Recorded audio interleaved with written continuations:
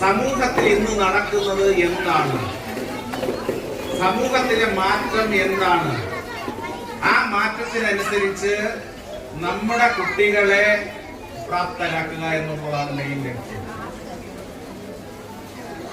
പണ്ടത്തെ പോലെ കുട്ടികളെ ആരെങ്കിലും ഏൽപ്പിച്ചിട്ട് പോലും അപ്പുറത്തോട്ടോ ഇപ്പുറത്തോട്ടോ പോകാൻ പറ്റാത്ത ഒരു സ്ഥിതി വിശേഷമാണ് നമ്മുടെ നാട്ടിൽ എന്നുള്ളത്. ഓരോ ദിവസവും പത്രങ്ങളിലും ചാനലുകളും നോക്കിക്കഴിഞ്ഞാൽ നിങ്ങൾക്കതിന്റെ ഗ്രാവിറ്റി മനസ്സിലാവും. അപ്പോ നമ്മുടെ കുട്ടിയുടെ കൂടെ, അത് ആൺകുട്ടി ആയിക്കൊള്ളട്ടെ പെൺകുട്ടി ആയിക്കൊള്ളട്ടെ, എപ്പോഴും നമ്മുടെ ഒരു ശ്രദ്ധ, ഒരു കരുതൽ ഉണ്ടായിരിക്കണം.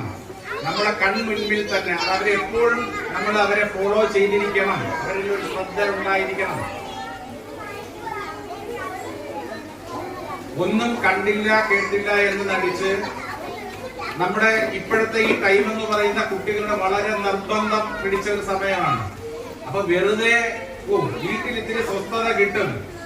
ഈ കുട്ടികളുടെ ബഹളം കാരണം ഒരു രാവിലെ ഒരു 10 മണി മുതൽ 3:30 വരെയെങ്കിലും ഇവര് ഒരു സ്വസ്ഥതയ്ക്ക് വേണ്ടി അല്ലെങ്കിൽ വീട്ടിലൊരു സമാധാനത്തിന് വേണ്ടി അംഗൻവാടിയിലേക്ക് വിടാം എന്നുള്ളൊരു ചിന്തയിലായിരിക്കരുത് നിങ്ങൾ ചെയ്യേണ്ടത്. കാരണം ഇത് അവരുടെ വിദ്യാഭ്യാസം തുടങ്ങുന്നതിന്റെ ആദ്യ പടിയാണ്. നമ്മുടെ വീടുകളിൽ നിന്ന് മാറ്റുന്ന ഒരു ആദ്യ പടിയാണ്.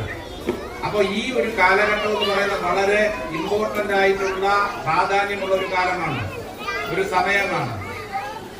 അപ്പൊ ഈ മാറ്റങ്ങൾ, അതായത് ഇതിലൂടെ തന്നെ പല പല കുട്ടികളുമായിട്ട് സഹകരിക്കാനും അതുപോലെ തന്നെ കൂട്ടുകാരികളൊക്കെ കാണാനും എന്തൊക്കെയാണ് എന്നുള്ളതൊക്കെ കുറച്ച് കാര്യങ്ങൾ പഠിക്കാനും, അക്ഷരങ്ങളോ ഇതിനേക്കാൾ ഉപരി പാട്ടുകളും മറ്റ് കഥകളും അതിലൂടെ ഇടപെടാനും ഈ രീതിയിലെ ഒരു സാഹചര്യം ഈ അംഗൻവാടിയിലൂടെ ഉണ്ടാകുന്നുണ്ട്.